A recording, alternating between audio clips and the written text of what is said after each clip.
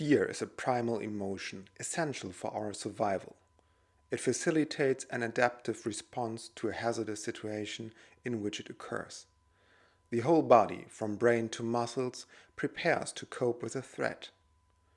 Psychological science and neuroscience have studied fear ever since, but the laboratory conditions take away a great deal of the complexity of fear. The dangers faced in the lab are often presented on a computer screen, and the behavior is reduced to a simple keystroke indicating whether the participant is afraid or not.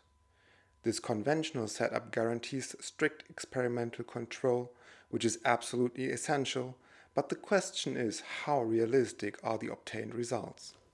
To capture fear responses from a holistic perspective, like fleeing from a threat, we set up an EEG virtual reality study.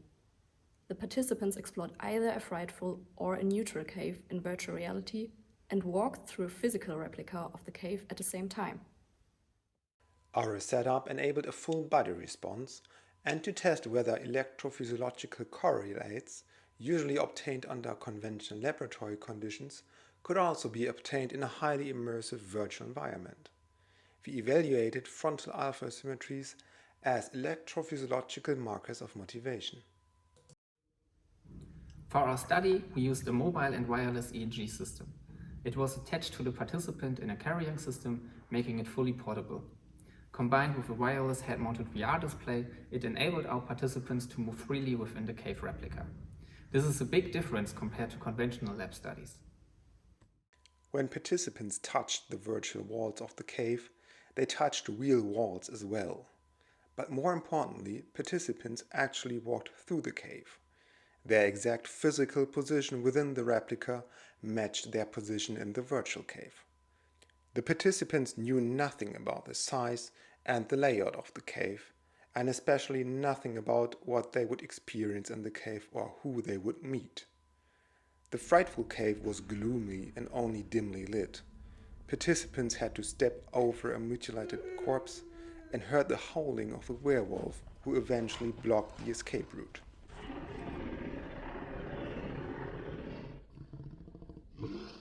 In contrast, the neutral cave was very non-emotional. All stimuli of the negative condition were replaced by neutral ones, in particular by a tree trunk, wind noise, and a sheep.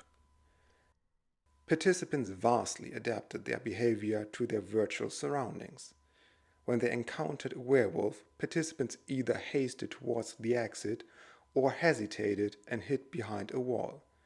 In line, they reported after the experiments that they had experienced intense fear. In stark contrast, participants in the neutral cave showed and reported no signs of discomfort or fear. Because of these pronounced differences in affective and behavioral responses, we initially thought that the electrophysiological markers of motivation would differ so markedly as well. But surprisingly, frontal alpha asymmetries differed between groups in only 2 of 7 sections of the cave. And even in these 2 sections, they would not fit well-known models on frontal alpha asymmetry.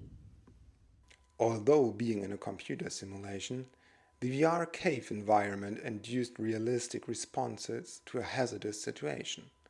However, the conventional models on frontal alpha asymmetry, which are based on laboratory data, do not fit the realistic behavior that we observed in our experiment.